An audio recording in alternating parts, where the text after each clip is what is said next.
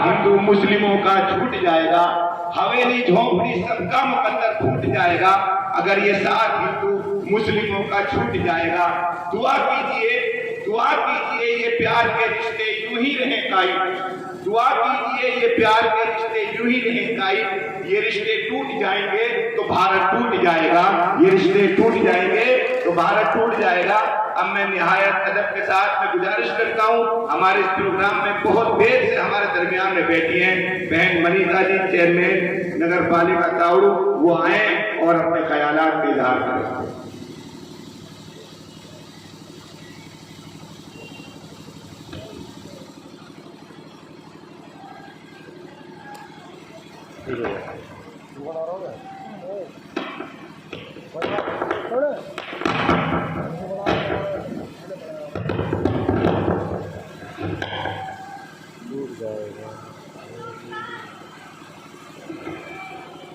हिंदुस्तान हिंदुस्तान।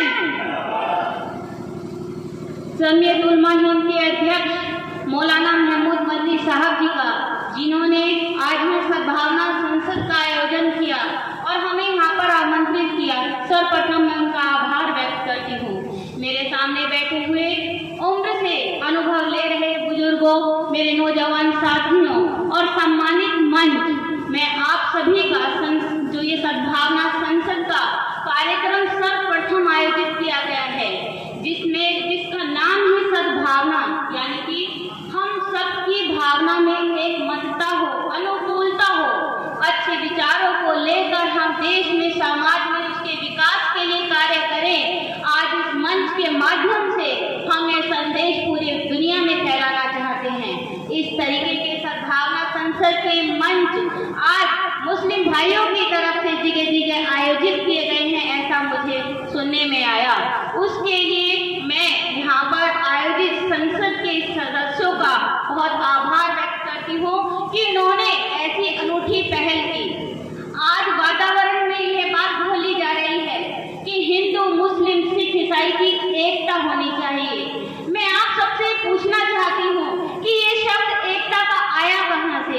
हम सब तो पहले से एक हैं, फिर हम सबको एक करने की बात बार बार क्यों कही जा रही है? हम सब भारतीय हैं, हम सब का डीएनए एक है, हम एक हैं। मैं इन बातों को अपने सरल शब्दों में कहना चाहूंगी। है से हिंदू और मैं से मुसलमान और हम से हिंदुस्तान है।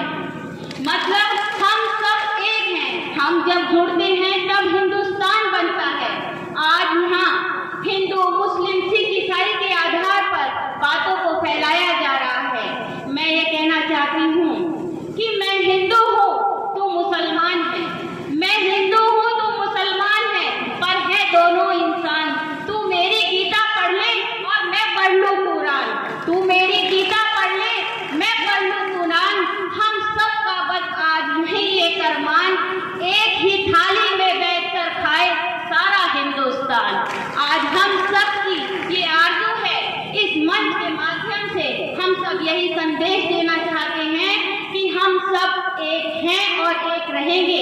एकता की बातें जहाँ जिस मंच से कही जाती है वो गलत है, क्योंकि एकता कहाँ खत्म हुई? हम तो एक हैं। अभी भाई ने कहा कि मेवात को मिनी पाकिस्तान कहा जाता है।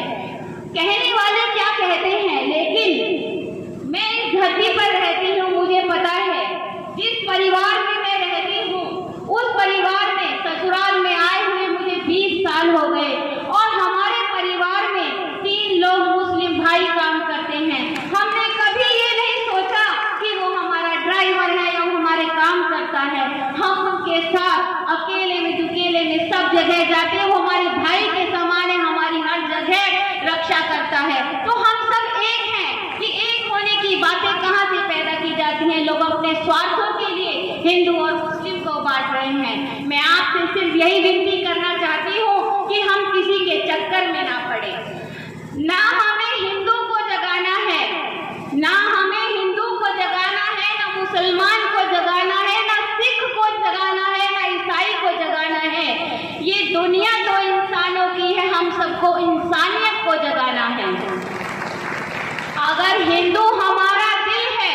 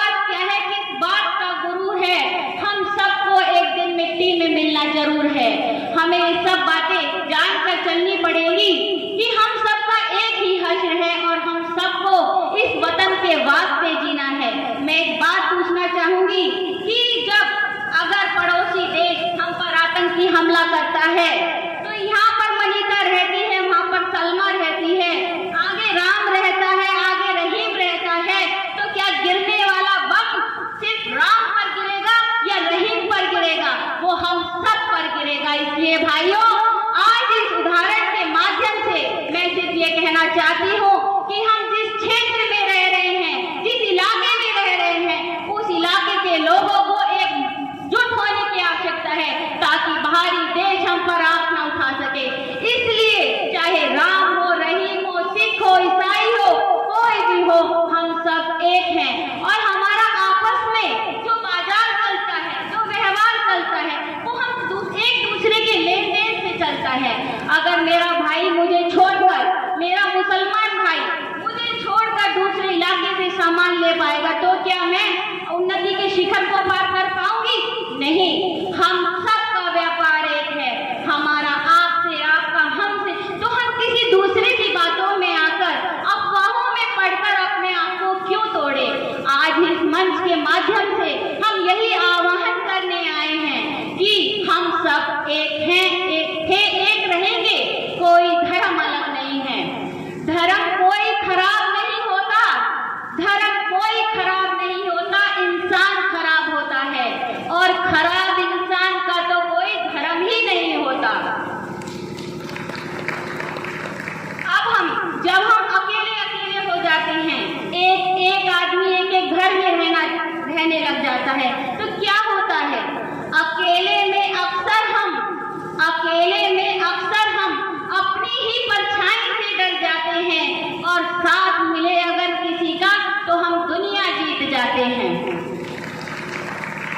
हर तरफ एकता की ही बातें सिखाई जा रही हैं, लेकिन मैं युवाओं से जो यहाँ पर बैठे हैं, मैं उनसे आह्वान करना चाहती हूँ कि आज देश को आपकी जरूरत है, क्योंकि हम शिक्षा के माध्यम से, नए रोजगार, नई पद्धतियों के माध्यम से उन्नति के शिखर पर जा सकते हैं।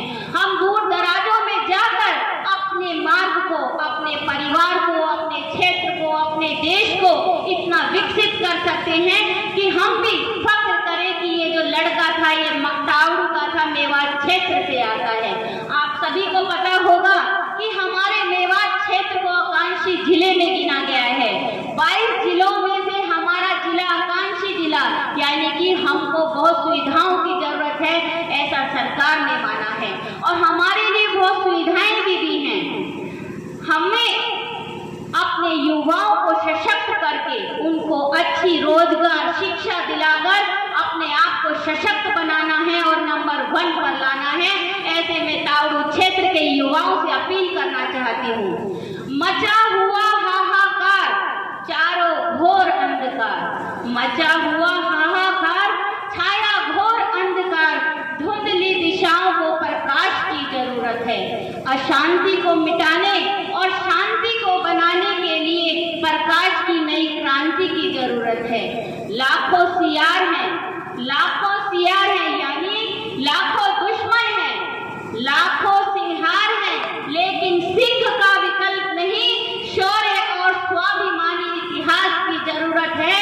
युवाओं, इस देश को कल भी आपकी जागरूकता की जरूरत थी और आज भी आपकी जागरूकता की जरूरत है। तो मैं आज युवाओं को इस माध्यम से, इस मंच के माध्यम से संबोधित करना चाहती हूँ कि वो अपनी ऊर्जा शक्ति को केंद्रित करें, क्योंकि वही हमारे समाज का, हमें आगे ले जाने का एक हिस्सा है।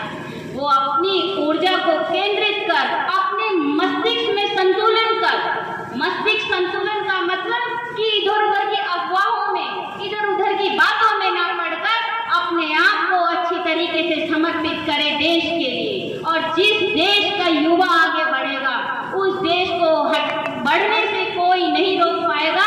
ये हम इतिहास उठाकर देख सकते हैं। स्वयं की सत्ता को समझें और खुद को पहचानें, अपनी ऊर्जा शक्ति को संतुलित कर, अपने दिमाग में संतुलन पैदा करके देश के उत्थान और विकास के लिए कार्य करें। आज मैं इसकी तरफ से यहाँ सभी भाइयों से, बैठे हुए से आह्वान करना चाहती हूँ कि अगर हम मिलकर काम करेंगे तो कोई हिम्मत नहीं, कोई ताकत नहीं हमें रोक पाए। हर हाल में सूरज अपना होगा, हर हाल में सूरज अपना होगा। एक रोज ये वादा कर लेंगे, हम मिलकर जब साथ चलेंगे दुनिया में उजाला कर देंगे। ये हमारा वादा है। और आज इस सद्भावना संसद की तरफ से जो ये प्रोग्राम आयोजित किया गया, इसका उद्देश्य ही यही है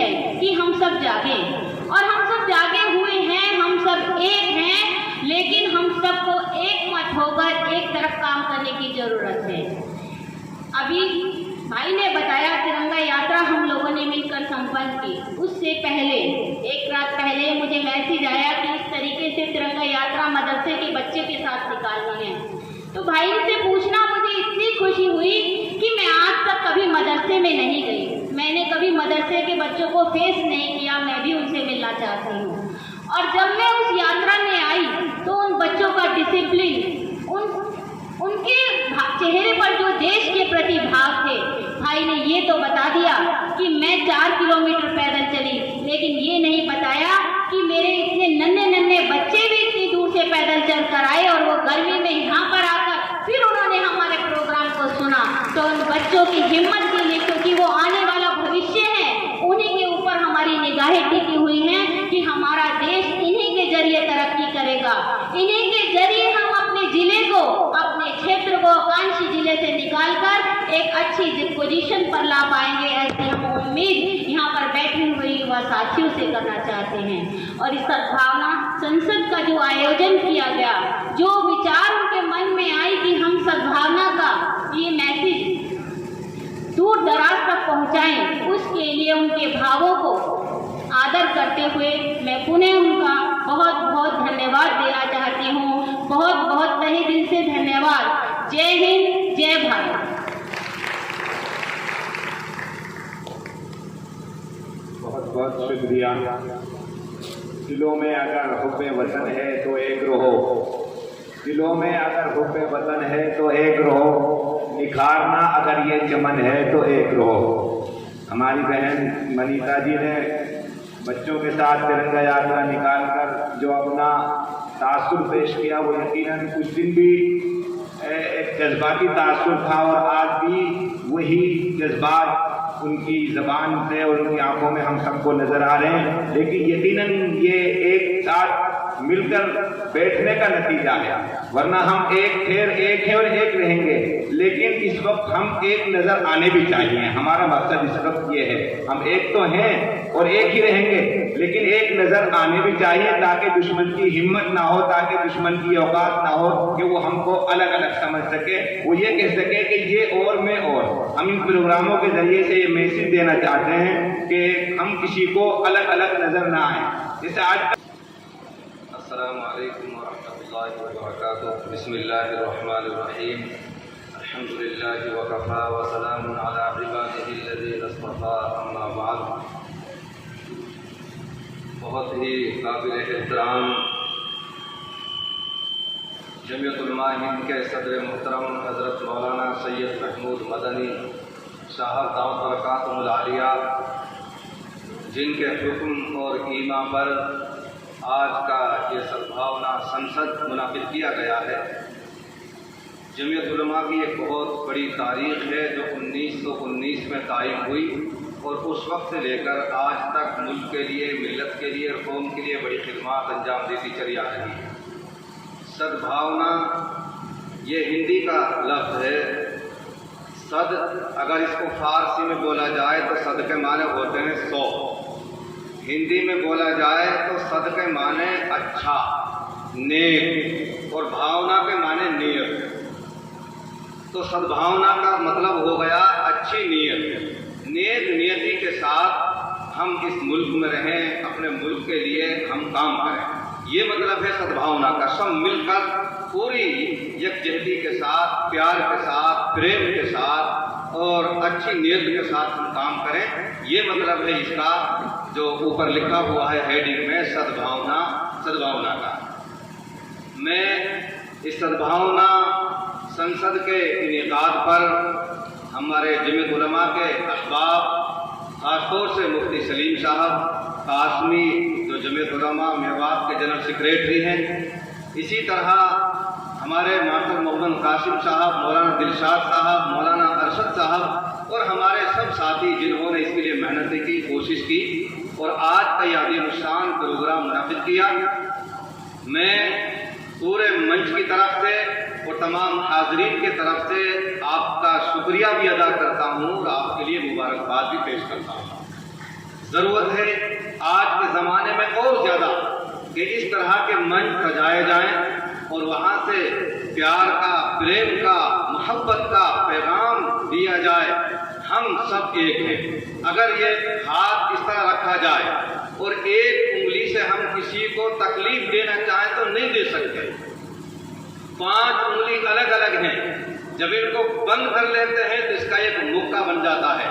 अब हम ये किसी के मारेंगे तो इसमें बड़ी ताकत और मजबूती आ जाएगी, और अगर हम एक एक उंगली चलाएंगे हमारी उंगली टूट सकती है और इसमें वो ताकत पैदा नहीं हो सकती।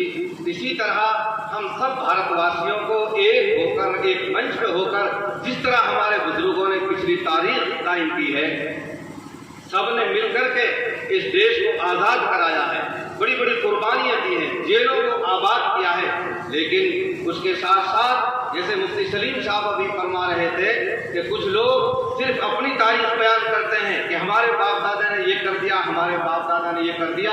सब हमारे बाप दादा थे जिन्होंने मिलकर भारत को आज़ाद कराया, उसके लिए बड़ा संघर्ष किया, जेलों को आबाद किया और अपनी जानों का नजराना पेश किया।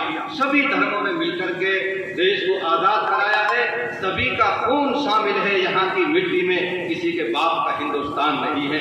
हम सब ने मिलकर देश को आज़ाद कराया है और उन बुजुर्गों की डिगर पर चलकर जिस तरह उन्होंने पूरे प्यार के साथ, एतमाद के साथ, सद्भावना के साथ देश को आगे बढ़ाया, हम सब मिलकर इसको आगे बढ़ाएंगे। और आज मैं इस मंच से यही पैगाम देना चाहता हूँ पूरी कौम के लिए, पूरे मुल्क में बसने वालों के लिए, और ख़ास तौर से अपने हल्का ताउरू के लोगों के लिए, हम प्यार मोहब्बत के साथ रहें। अगर इस प्यार मोहब्बत को कोई बांटना चाहता है, फाड़ना चाहता है, नफरतें पैदा करना चाहता है, तो हम धर्म से ऊपर उठकर इंसानियत के आधार पर हम उसका मुकाबला करेंगे, सर जोड़ कर बैठेंगे। और इंशाअल्लाह ये हमारे इलाके की तारीख रही है। मेरी भी 52 साल की उम्र में हमने भी देखा, अल्हम्दुलिल्लाह बहुत लोगों ने यहाँ कोशिशें की। एक बात आपको बता दूं, मेरे जहन में आ गई, कुछ लोगों ने मिलकर, मेरे मोबाइल में चीज़ मौजूद है, बहन जी अगर आप चाहेंगे मैं आपको दे दूंगा। वो ये हमारे इलाके मेवात में रहने वालों के दरमियान नफरत फैलाने के लिए कुछ बाहर के सरखुरे लोगों ने 43 इल्ज़ाम लगाए, 43 एलिगेशन लगाए। और उन 43 एलिगेशन में इस तरह की बातें हैं कि मेवात में हिंदू लड़कियां स्कूल नहीं जा सकती, उनके पीछे मुसलमान लड़के लग जाते हैं, और हमारे मंदिरों को मस्जिद बना लिया जाता है, हमें ब्याह शादी के प्रोग्राम नहीं करने देते। इस तरह के 43 एलिगेशन को सरखुरे लोगों लगाए और सुप्रीम कोर्ट में उसकी रिट दाखिल की। हम उलमा मेवात और जमीयत उलमा के साथी नूह में हम इकट्ठे हुए, 5 आदमियों की कमेटी बनाई गई जिसमें मेरा नाम भी शामिल था। हमने जाकर के असद हयात साहब, रमजान चौधरी साहब यहाँ बैठे, बहुत सीनियर वकील हैं सुप्रीम कोर्ट के, असद हयात साहब, और फुज़ैल अहमद अय्यूबी साहब, उनके पास जाकर के उनके सामने हमने बात रखी और उन्होंने सुप्रीम कोर्ट में उस अर्जी के लिए चैलेंज किया और पहली ही समाअत पर उस अर्जी को खारिज कर दिया गया। और सुप्रीम कोर्ट ने यह कहा कि जितने इल्जामात लगाए गए और जिन्होंने रिट दाखिल की है वो मेवात उनका कोई ताल्लुक नहीं है, इसलिए इस बात पे समाअत नहीं की जा सकती। ऐसे सख्त लोग जिनका कोई मेवात से कोई ताल्लुक नहीं है, हम आपस में नफरतें पैदा करते हैं, बांटने की कोशिश करते हैं। बहुत सारे हालात आए, अल्हम्दुलिल्लाह हमने प्यार के साथ, मोहब्बत के साथ उन हालात का मुकाबला किया। और मैं यही दरख्वास्त करता हूँ, यही पैगाम देता हूँ, कोई भी बात 19-20 हमें हो जाती 19-20 बात, लेकिन धर्म से ना जोड़ करके हम उसे सुलझाने की कोशिश करें। हर तरह के, हर समुदाय में हर तरह के लोग होते हैं, मुसलमानों में भी, हिंदुओं में भी, जिनको ये मंच और इस तरह की सभाएं पसंद नहीं आती, हम उनका इंशाअल्लाह मुकाबला करेंगे। और जहां देश को हमारे खून की जरूरत पड़ेगी, इंशाअल्लाह एक खून का कतरा हमारे देश के लिए कुर्बान होगा। और यही मेरा पैगाम है।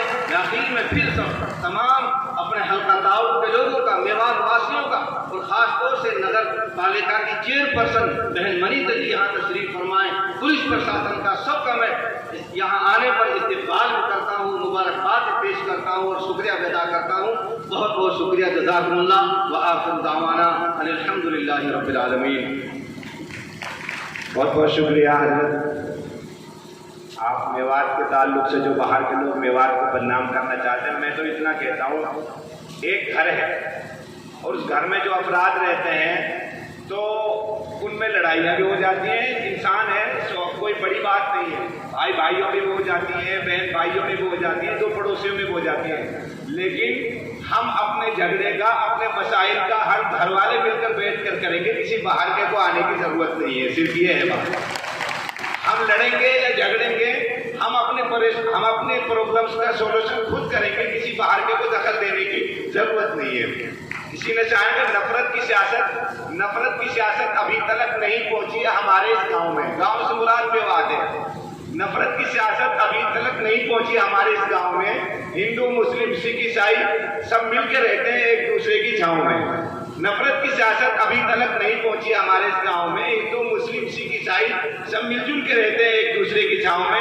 और भाई, नफरत की सियासत तुम अपने शहर में रहने दो। जो करने वाले हैं वो आप समझ सकते हैं। नफरत की सियासत तुम अपने शहर में रहने दो। यहाँ हम सब हिंदू मुस्लिम एक दूसरे के साए में रहते हैं, इंशाल्लाह हम साए में रहेंगे। अब वक्त हमारे पास 8 मिनट बची हैं, 2 वक्ता है। निहायत अदब के साथ गुजारिश करता हूँ बात करने के लिए। तो हमने जो समय दिया था, हम चाहते हैं हम अपने वक्त पर प्रोग्राम खत्म करें। मैं निहायत अदब के साथ गुजारिश कर रहा हूँ, हमारे इलाके की जानी पहचानी शख्सियत और संघर्ष के नाम से जाने जाने वाले एडवोकेट रमजान चौधरी से गुजारिश करता हूँ वो 3 मिनट में अपनी बात रखें, वक्त कम बचाए। निहायत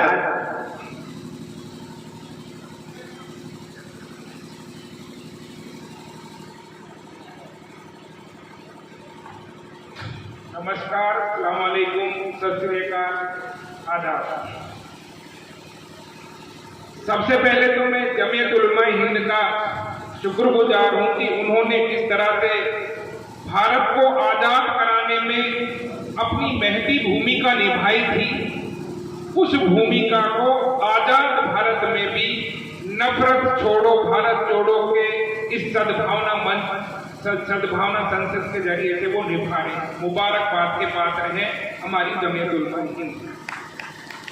जमीयत उलमा हिंद कोई इदारे का नाम नहीं है या कोई संस्थान या कोई मदरसे का नाम नहीं है।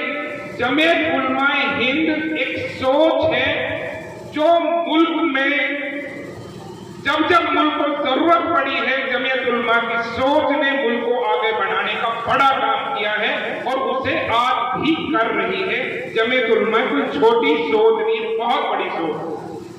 रेशमी रुमाल की तहरीक हो या हिंदुस्तान की आजादी का जो बीड़ा उठाया था, उसमें महती भूमिका जमीयत उलमा हिंद ने निभाई थी।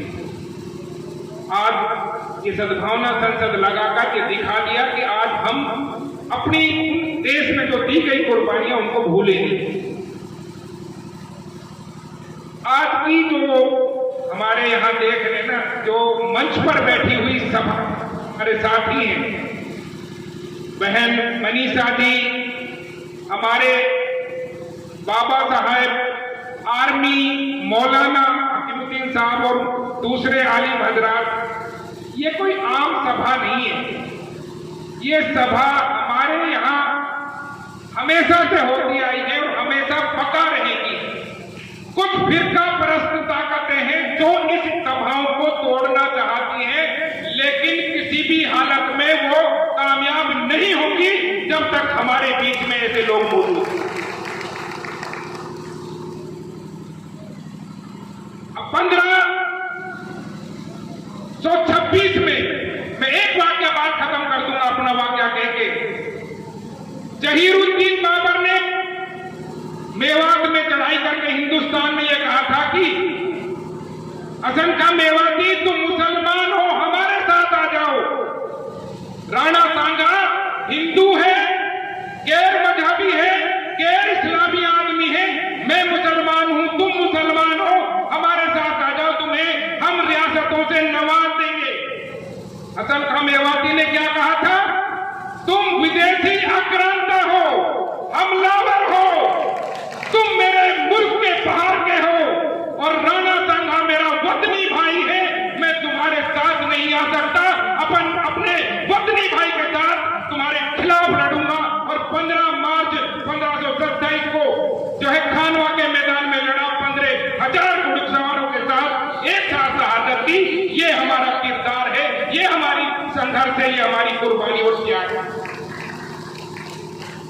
हम मुगलों से लड़े, अंग्रेजों से लड़े, और अगर हमें जरूरत पड़ेगी तो जो ये फिरका परस्त ताकतें जो हमारे मुल्क को तोड़ना चाहती है, हम हकीमुद्दीन के साथ, मनीषा के साथ मिलकर फिर से लड़ने को तैयार हैं। हम इस मुल्क को किसी भी सूरत में टूटने नहीं देंगे, ये हमारा वादा है।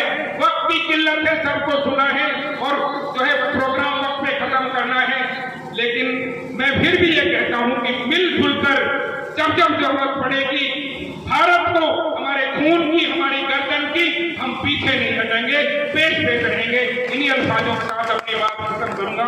शुक्रिया। जय भारत, जय हिंद। बहुत बहुत शुक्रिया। मैं निहायत अदब के साथ, हमारे आखिरी मेहमान बचे हैं और हमारे पास 4 मिनट बाकी हैं। मैं गुजारिश करता हूँ वक्त का लिहाज करते हुए जनाब मैं मेजर मनोज तंवर जो भिवानी से तशरीफ लाए हैं, मैं उनसे गुजारिश करता हूँ वो बहुत मुख्तसर वक्त में अपनी बात को ख़त्म करें। नमस्कार भाई साहब, सभी लोगों को, देश के गणमान्य व्यक्ति, उनको सदर पड़ा, सभी छोटे भाई बच्चा। ये देश की परंपरा है। हम फौजी परिवार से आते हैं जहाँ हर अब्दुल हमीद के लिए अलग से भर्ती निकलती है इस देश में। आपको पता है मोहम्मद रफी को प्यार करने वाले मतलब दुनिया रहे तब तक है और रहेंगे। इस देश की परंपरा भाई, हमारा सैनिक परिवार के व्यक्ति हमारे लिए सब बराबर है। परिवार में छोटा बड़ा हर तरह की विचारधारा होती है, लेकिन हम सबको लेके चलते हैं। आज की तारीख में आप हर अच्छी चीज को अडॉप्ट करोगे, जीवन में तरक्की कर लोगे। अजीत प्रेम जी का नाम सुना है सबने, इंडिया नहीं वर्ल्ड में आप नाम जानी जाता है। और हमारे देश की परंपरा, हर अच्छी चीज को अडॉप्ट करो और हर गलत चीजों को त्याग करो। जय हिंद, जय भारत। मौजूद हुए, एकत्रित हुए हैं, तो निश्चित ही हम सबके क्षेत्रों की अनेकों समस्याएं नहीं हैं। क्यों? क्योंकि पूरी दुनिया ने कोरोना के मुश्किल वक्त को देखा है, उस भयावह स्थिति को देखा है जब यहाँ जनता भूखमरी का शिकार हुई, जब जनता को स्वास्थ्य की सुविधाओं में परेशानी हुई, अस्पतालों में और डॉक्टरों की मौजूदगी में जनता ने दम तोड़ा। तो ऐसे वक्त में आपको संयम के साथ में किस तरह से एकजुट होकर के, संगठित होकर के अपनी समस्याओं का समाधान ढूंढना है। मैं फिर यही कहूंगी, जिस युग में हम जी रहे हैं यह आधुनिक नहीं उत्तर आधुनिक हो चुका है। जिस गति से हम आगे ये करके जा रहे हैं, इस गति को बनाए रखते हुए हमें जो हमारा इससे पहले का वक्त रहा है जिसमें कुछ गलतियां हुई हों, उन वर्गों को उसे सुधारने के साथ साथ आगे बढ़ने की जरूरत है। आगे ना ले जाते हुए इसी रफ्तार से हमें आगे चलना है, जिसमें हमें ये तय करना है कि बच्चों की शिक्षा, स्वास्थ्य सुविधाएं, महिलाओं की देखरेख और देश की सीमाओं के अंदर जो क्षेत्रीय समस्याएं हैं उनका निदान सरकार और जनता की सहभागिता से हो। डॉक्टर भीमराव अम्बेडकर ने, बाबा साहब ने हम सभी के लिए संविधान बनाया और हम सभी के लिए वो सारे प्रावधान दिए जिससे कि ये देश सुरक्षित और शांतिपूर्ण तरीके से चल सके। फिर इलेक्शन आयोग के ऊपर सवाल और उसके फैसले, न्यायपालिका के ऊपर से सभी का टूट रहा विश्वास आज एक बार फिर इस समाज को एक सूत्र में पिरोने के लिए मजबूर कर रहा है। हमारी रंग बिरंगी वो खूबसूरत संस्कृति जो बेशकीमती रत्नों से जड़ी हुई है, आज उसी में ये दोनों राज्य या इसके अलावा बाकी अन्य राज्य सब एक रत्न के स्वरूप दिखाई देते हैं। जब हम देश की तरक्की की बात करते हैं तो डॉक्टर भीमराव अम्बेडकर के दिए वो सिद्धांत जिसमें शिक्षित होने की बात कही गई कि आप सभी लोग एजुकेशन हासिल करें ताकि आप जागरूक हो सके, सजग हो सके और आपकी समस्याओं का समाधान आप निकाल सकें। तो ऐसे में शिक्षा हासिल करने के साथ साथ संगठित होना भी जरूरी है, क्योंकि संगठित होने पर आपके पास शक्ति एकत्रित होती है जो किसी भी बड़ी शक्ति की चूल हिला सकती है। डॉक्टर भीमराव अम्बेडकर जहां आपको प्रगति से जोड़ते हैं, नियमों से जोड़ते हैं, तो वही आपको संघर्ष करने की बात भी कहते हैं कि जहां आप शिक्षित होंगे, जागरूक होंगे, संगठित होंगे तो आपको संघर्ष करना भी सीखना होगा। यह संघर्ष का समय है, संघर्ष कीजिए और यहाँ से नए कल का आगाज कीजिए।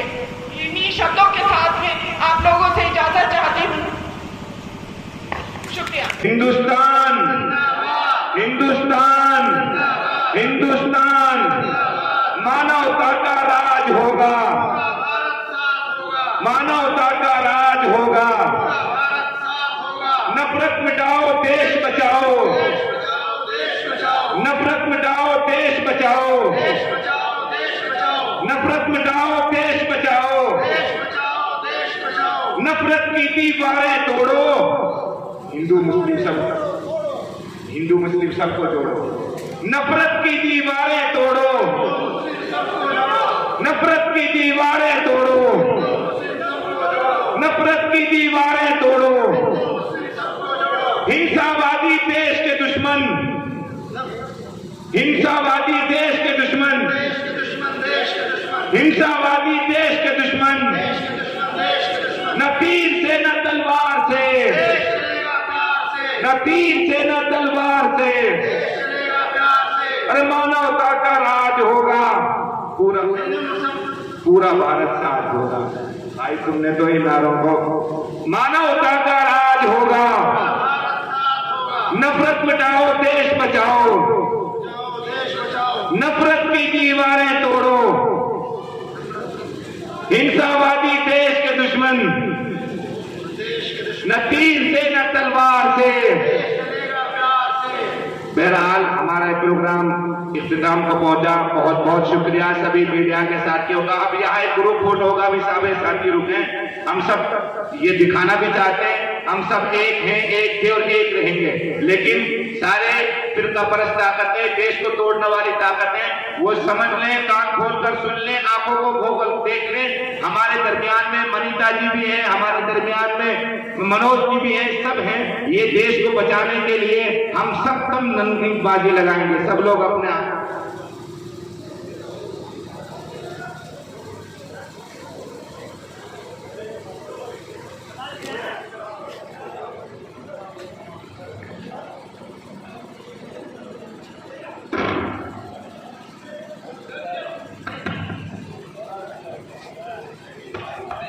भाई 1 मिनट गड़बड़ हो गई, अगर तो हमारे पास जरा वो अच्छा हो जाएगा, थोड़ा नीचे आ जाए, बैनर भी आना चाहिए।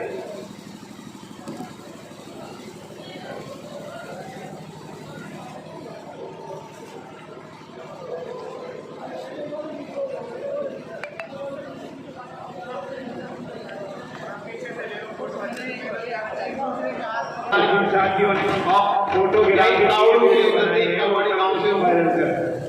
हमें इस दुनिया में जीना है तो आपस में मिलकर जीना है, और यही सबसे सरल रास्ता है। यदि मेल मिलाप और भाईचारा रहेगा तो अभी तक एक कर सकते हैं।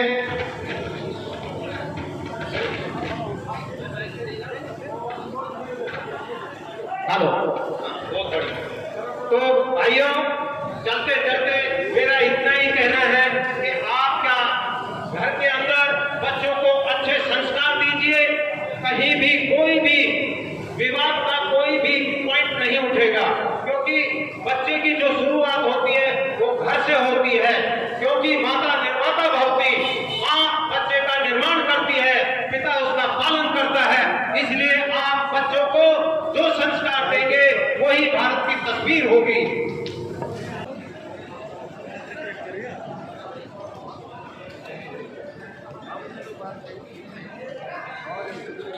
बात ही आ गई, हम करते हैं ओरिजिनल बात,